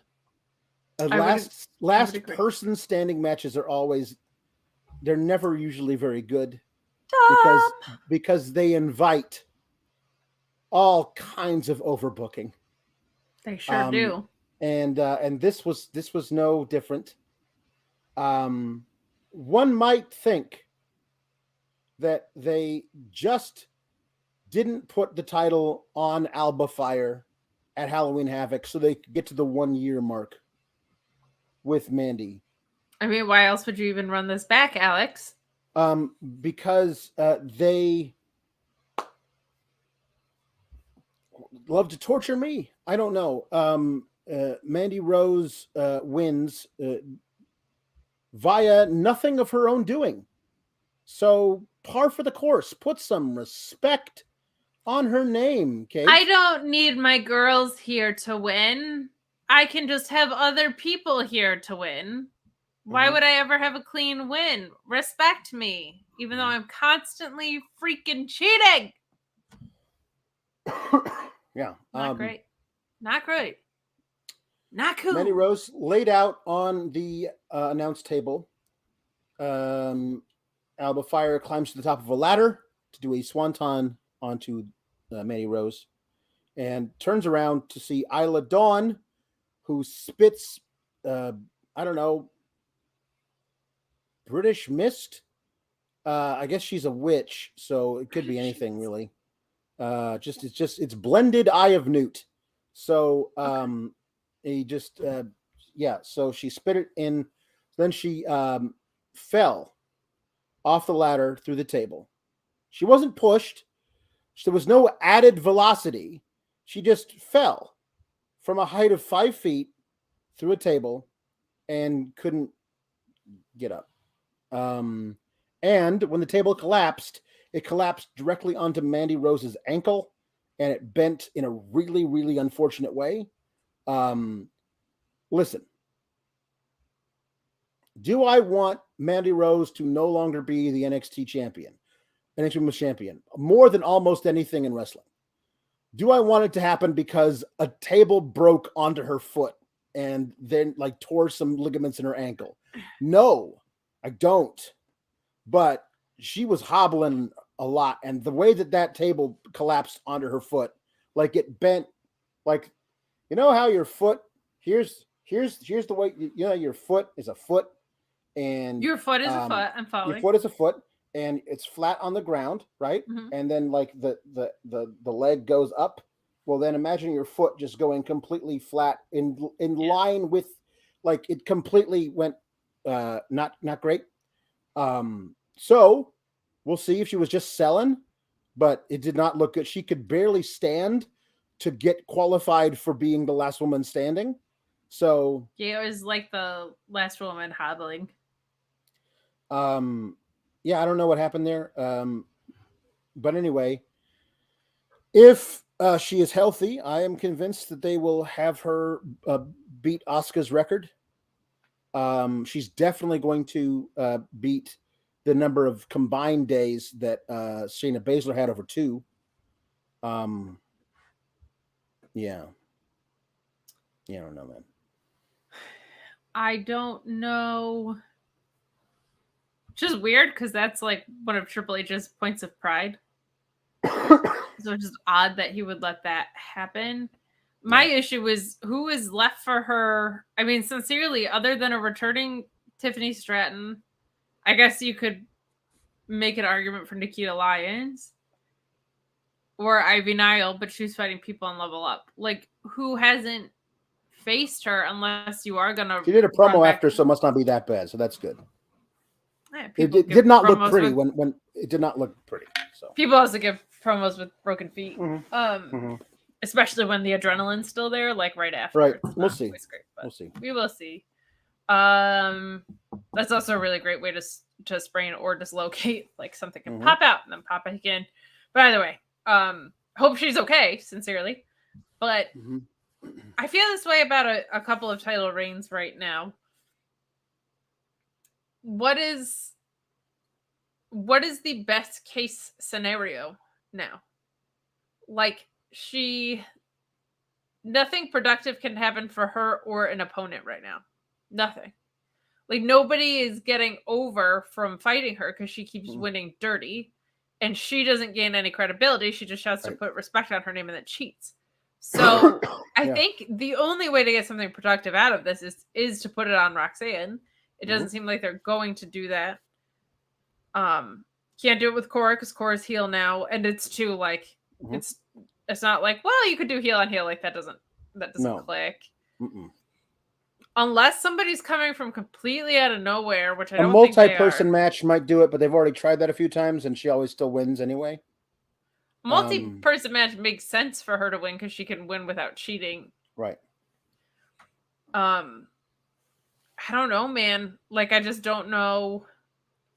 There's so many things in NXT that I'm like, I thought maybe certain people were getting called up or whatever. Like, I don't know what Indi Hartwell's doing there. I don't know what Alba Fyre's doing there if you're not going to make her champion. I don't know what. But she's got a long feud coming up with Isla Dawn.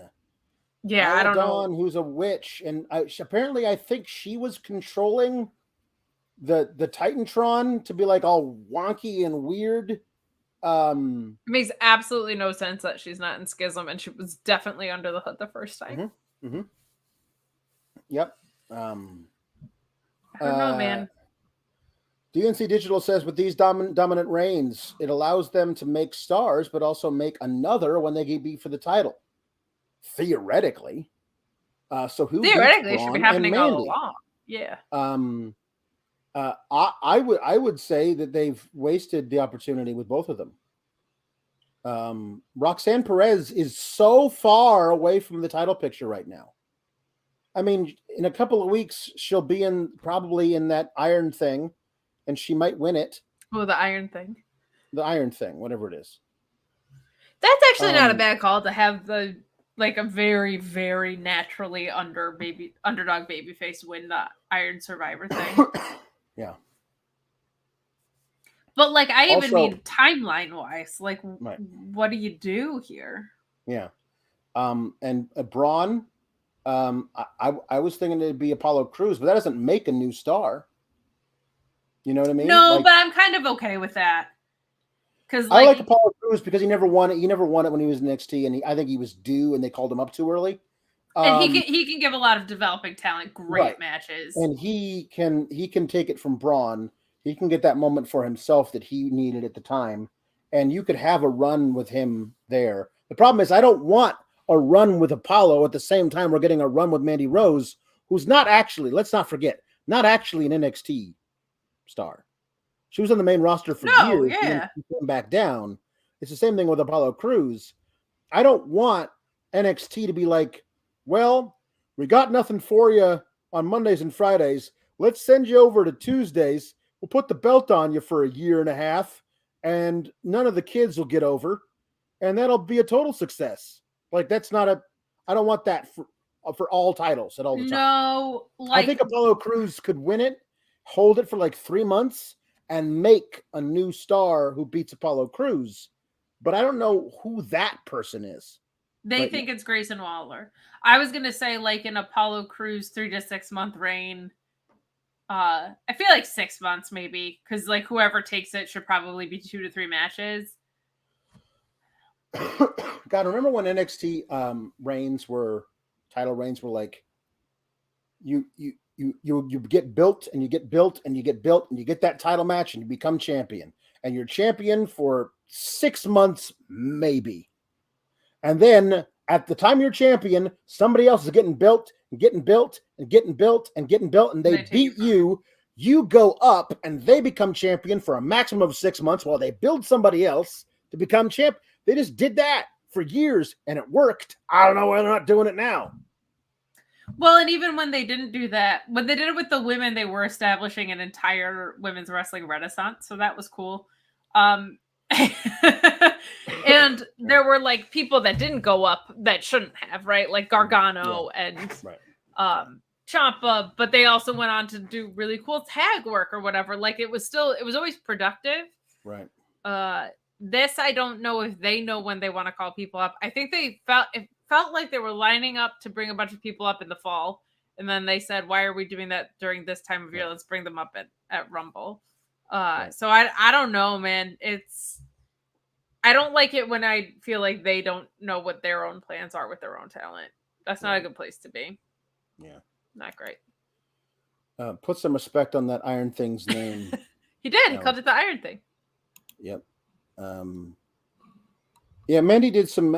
She was in NXT, but she had been on the main roster for years, so long. For years, yeah. Going back to like, she's not like, she doesn't feel like an NXT person. She feels like a main roster person who's just has been hanging out in NXT. And like, also good on her. Like, I think Gigi and JJ are probably main roster tag the act ready. has been main roster ready for 6 months. Yeah. So like when they were insisting on having Ronda Rousey as a babyface champion on SmackDown, the perfect foil for that would have been Toxic Attraction.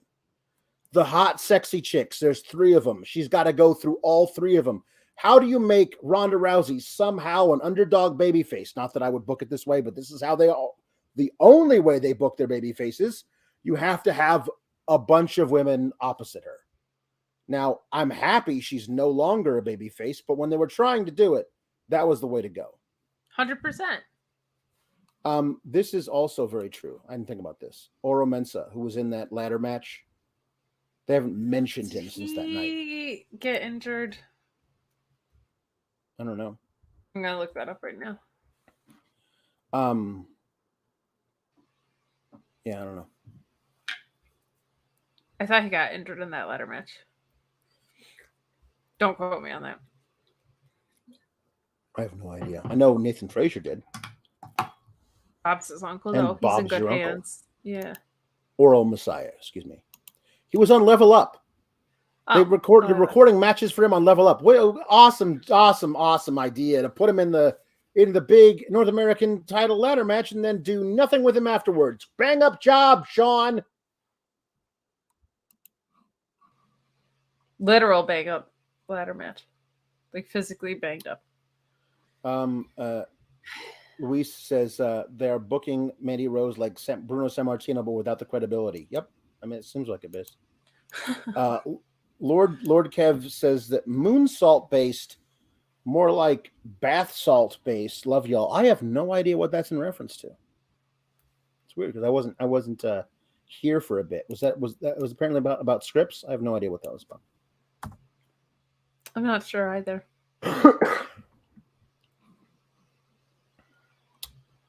Tom Lavallee says, I subscribe to Fightful Select so I can find out when we hear the battle cry on TV again. I hope it's tomorrow and Saturday. Tomorrow seems like the main event should be the title match, the 6-man title match, and then after that, you get the battle cry, and you get Kenny and the Bucks coming back, and we get that match set up for Full Gear. That seems like what it should be. I don't know that they'll do it, but that's what it is. Meet Normus says, have Allie do the coup de grace, but call it Cease the Day. Okay. Not bad. That's not bad. Hope she's taking notes over there. It's really Brian says, NXT was horrible as usual. Anyway, happy birthday to Tegan Knox. Probably won't happen, but how great would it be if she was the final member of Bianca's War Games team so she could finally get revenge on Dakota for taking her out of the first match back in 2019? Methinks Hunter thought he had Sasha and Naomi and did not. Based on the developments we've seen in the past 24 hours of Sasha trademarking a whole other set of brand. And the flip-flopping of the titles, and this is in Boston. And they had sent out a couple tweets, like, making a statement with something in the rear view. They either don't have them back yet, or they don't have them back at all. So I think that's some of the inconsistency we've been seeing with the women's booking has to do with that. I don't know if it's Tegan Knox. My guess is it would be Candice LeRae is supposed to, and then Becky Lynch comes back instead, is what I'm thinking. But I would really rather have Candice LeRae in that match. Like, it's her match, the War Games match. She should be in. Right. No, but if they were going to do that, they wouldn't have kept her off TV since October 17th, and they would have mentioned her by name at some point in the last 2 weeks, which they haven't done. It can't be Candice LeRae at this point because that's not a big enough surprise. Yeah. Like, you're holding out. So there are 5 women on one team and only 4 on the other, which means the last one that is revealed is going to be a huge surprise, which means it's either for the powers of good, Becky Lynch, or for the powers of evil, Charlotte, who then turns on Bianca at the end of the match, and that's where you get your big, that's what so one of those two things. That's going to be interesting because Fox was hell-bent on having Charlotte on Fox. Yeah. Hell-bent. Tom LaValle says Allie can have an entire move set of name puns. I think so. That's true. She sure could. True. I like that. All right. Okay. Matthew Plus requests that I would do my Darby Allin impersonation, but just sitting in silence.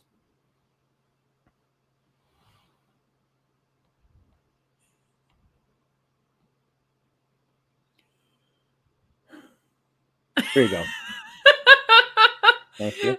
Very good. I expected very Darby-esque, right?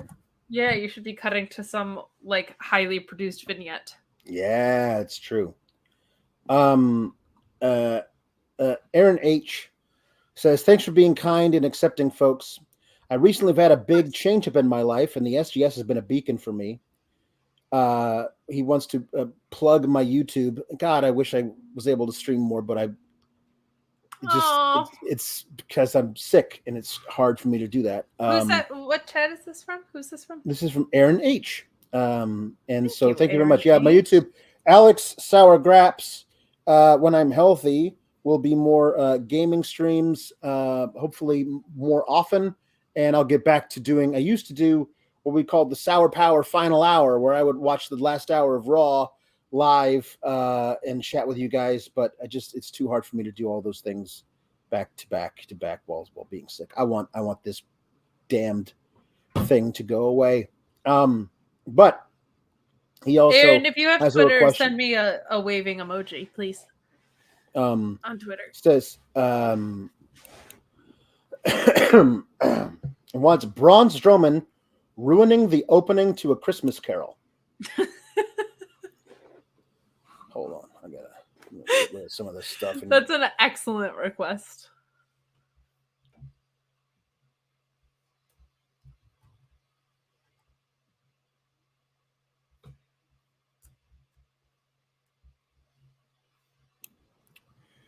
Marley was dead to begin with. There is no doubt whatever about that. The register of his burial was signed by the clergyman, the clerk, the undertaker, and the chief mourner. Scrooge signed it, and Scrooge's name was good upon change for anything he chose to put his hand to. I want to put these hands to change.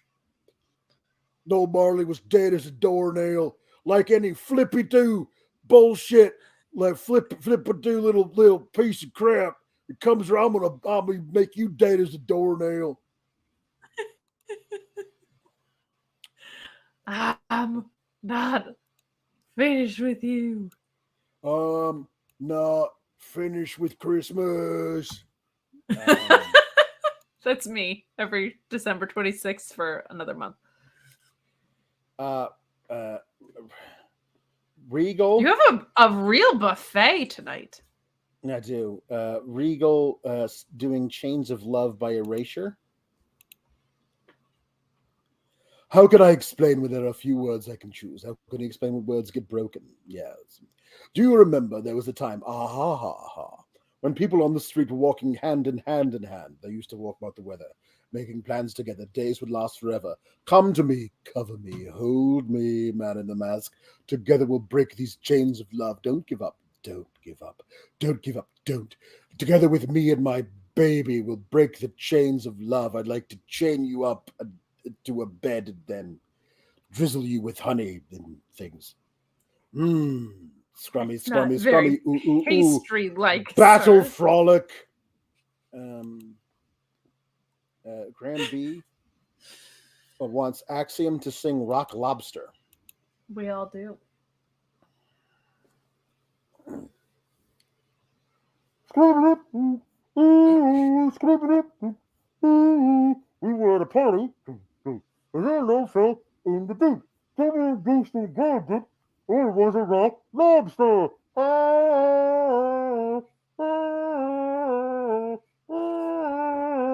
Rock lobster. Lobster. Good stuff. This is a wrestling review show. Red Pants McLarge Huge.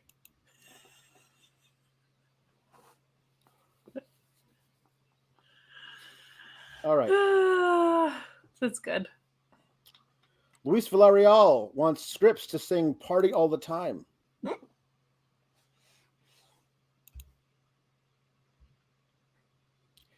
But I can't sing it as Scripps. I have to be Downhousing.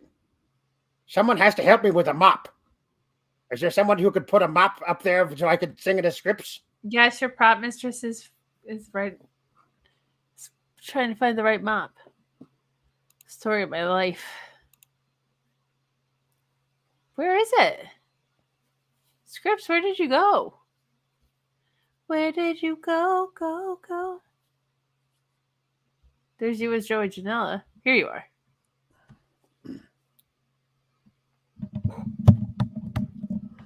Girl, I can't understand it. Why you want to hurt me after all the things I've done for you?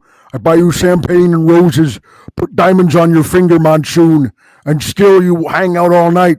What am I to do, McMahon? My girl wants to party all the time, party all the time, party all the time. My girl wants to party all the time, party all the time. She parties all the time. She parties all the time, McMahon. All the time with her partying incessantly, just keeping me up, making me buy birthday candles and balloons every week. It's crazy. I can't keep up with her. She's one of those young millennial girls. I don't even know why. I found her on one of those websites, McMahon. Oh, no.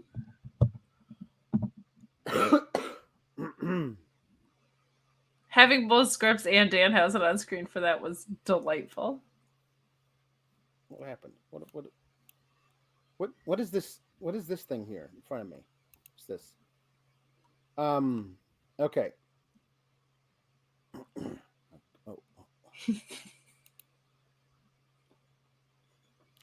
Sexy. Get your sexy edge from 15 years ago out of here. Sexy edge.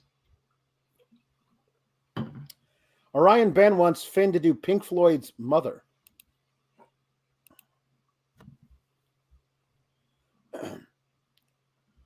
Mother, do you think they'll drop the bomb? Mother, do you think they'll like this song? Mother, do you think they'll try to break my balls? Oh, Mother, should I build the wall?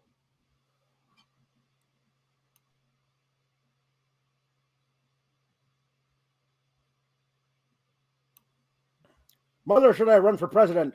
Mother, should I trust the government? Mother, will they put me in the firing line? Oh, is this a waste of time? Like watching Raw is a waste of time. If you make your children watch Raw, you're a bad father.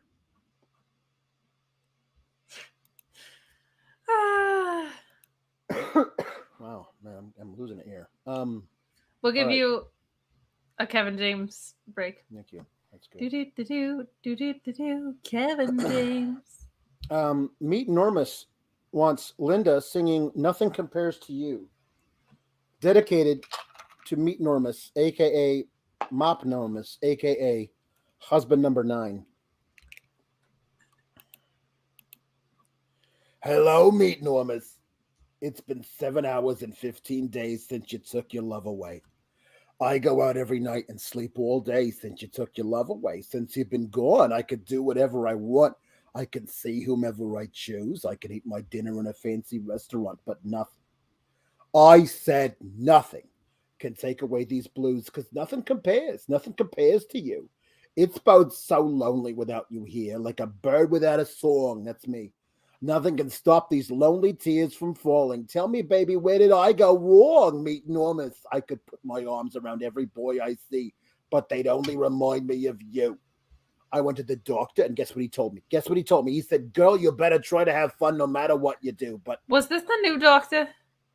Yes, yeah.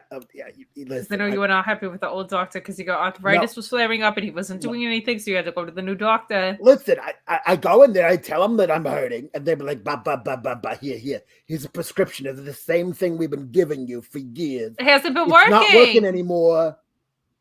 I don't know. Listen, I got rid of him. I said, nope. I'm going to go to a new doctor. And the new one, he's from one of those South Asian countries. Very nice boy, very charming, very handsome. Little bit of an accent. I love it.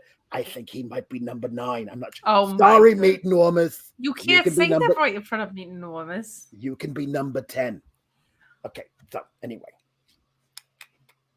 So to clarify, we had somebody send in a super chat to dedicate a love song from a fictional original character to dedicate to somebody else. The show has better continuity than NXT. It's true. A compliment. This show has better continuity than Marvel. We try. You guys rule. Okay, Tom LaValle wants Lynn. Well, hold on, one more. Then we'll do our duet. Okay. Kishara says NXT sucks, but I get to watch a moon rocket for the first time in my lifetime tonight, so things all right, to be honest. Can Pawlowski reminisce about the Apollo program's impact on wrestling? I know the Apollo program, there was a thing back in the 1960s. It was they said John F. Kennedy. He said, "Well, by the end of we're going to put a man on the surface of the moon, and we must do these things and the other things, not because they are." But not because they are easy, but because they are hard. If you want to be hard, take Bluechew. And then so anyway, you send a moon. They send a monkey in the up into space, and he came back fine. So like, let's send a man up there, and they did it a few times. They're like, let's put him on the moon, and so they did. A nice young man named Neil and another named Buzz, and then another guy whose name nobody remembers, and then they send them up there and they landed on the moon, and they hit a golf ball, they put a big flag up there, and then some people say it didn't actually happen. They did the whole thing on the soundstage. I'm not really sure. The Apollo program, listen, the best Apollo program was when the Apollo crews facing Big E in the Nigerian drum match and WrestleMania. Nobody knew what it was. It's fine. The impact on wrestling. Well, TNA Impact was a thing on the other channel. It's not WWE. Okay, Grandpa. Time for bed. What? Hey, shout out to JFK for the Bluechew promo. It's good. Speaking of plugging things, that sounded dirty than it was meant to. It's true. Tom LaValle wants Linda and Sheila singing Like a Surgeon From Weird Al, from the who's Weird Al. documentary, kind of extreme His parody. biography, his entirely accurate biography is out now. Go watch it for free on the YouTube, on the Roku channel, but Mhm. more importantly, on the YouTube channels, Right. you can catch us on the Nokia News. Right. So here we go. I'm gonna do the first verse and the chorus, and then you do the second verse and like the chorus. Okay, Does that sound good? that sounds great. Okay. So here we go. I finally made it through med school. Somehow I made it through. I'm just an intern. I still make a mistake or two. I was last in my class, barely passed at the institute. Now I'm trying to avoid a malpractice suit. Hey, like a surgeon, cutting for the very first time, like a surgeon. Organ transplants on my line. Better give me all your gauze, nurse. This patient's fading fast. Complications have set in. Don't know how long he'll last. You never know. You never know. Well, you know how long they last sometimes. The different kind of lasting, but it's different. Let me see that IV. Here we go. Time to operate. I'll pull his insides out. And see what he ate. Like a surgeon. Hey, cutting for the very first time. Like a surgeon. Here's a waiver for you to sign. Whoa. Yeah, there you go. Yes, this is a parody of the song by Madonna, "Like a Virgin," which has not been true of me since 1895. Oh my goodness, you're so bad. I'm very old.